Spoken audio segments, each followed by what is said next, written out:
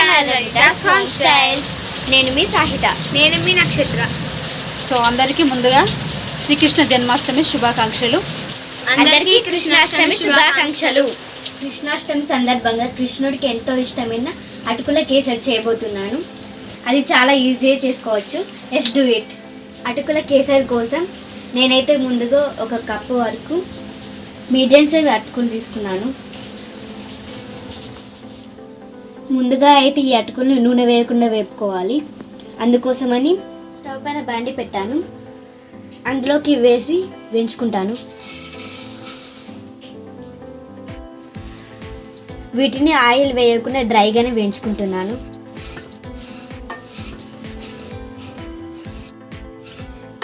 ఇవి వేగిపోయాయి. వీటిని ఒక మిక్సీ జార్లోకి తీసుకుని మిక్సీ పట్టుకుంటాను.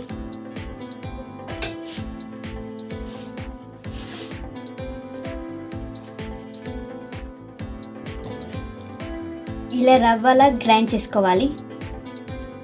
ఇప్పుడు స్టవ్ పైన బాండీ పెట్టుకున్నాను. అందులోకి 2 స్పూన్స్ నెయ్యి వేసుకుంటాను.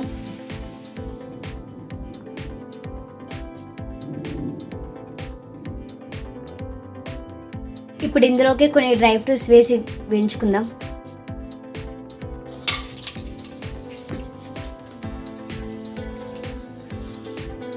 ఇవి వేగిపోయాయి. వీటిని ఇప్పుడు తీసేసుకుంటాను.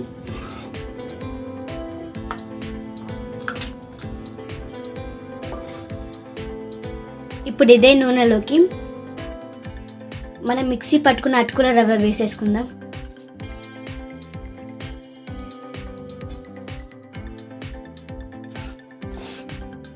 దీన్ని గోల్డెన్ బ్రౌన్ కలర్ వచ్చేదాకా వేయించుకోవాలి. ఇది వేగిపోయింది. 1 కప్పు అటుకులు తీసుకున్నాం కాబట్టి 1 కప్పు వాటర్ వేసుకోవాలి.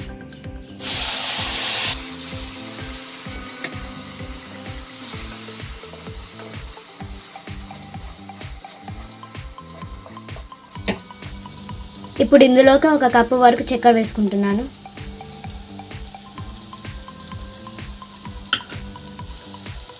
ఇప్పుడు ఇందులోకి కొన్ని వేడి పాలు,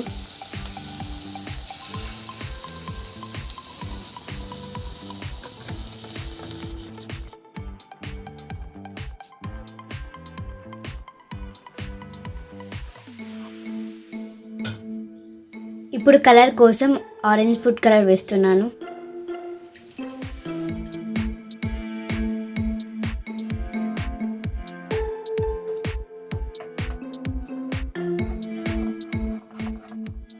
ఇప్పుడు ఇందులోకి 2 స్పూన్స్ నెయ్యి వేసుకుంటాను.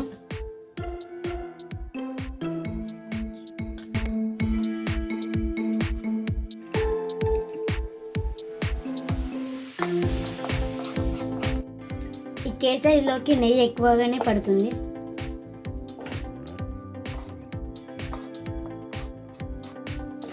చూసారా, ఇలా తిప్పుతుంటే ప్యాన్ నుంచి మన కేసరి సపరేట్ అయినట్టు కనపడుతుంది.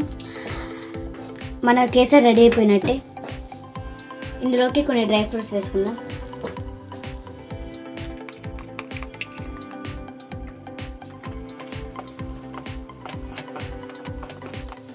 మన రవ్వ కేసరి రెడీ అయిపోయినట్టే.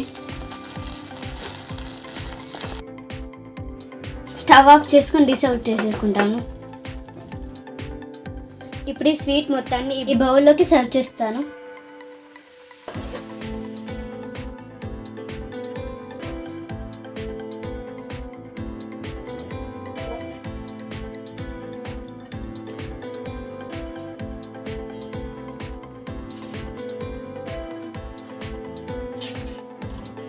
మన వేడి వేడి అటుకుల కేసరి రెడీ అయిపోయింది.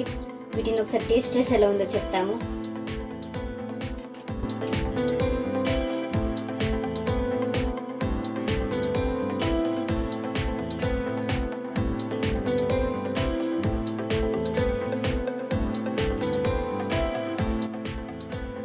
సూపర్.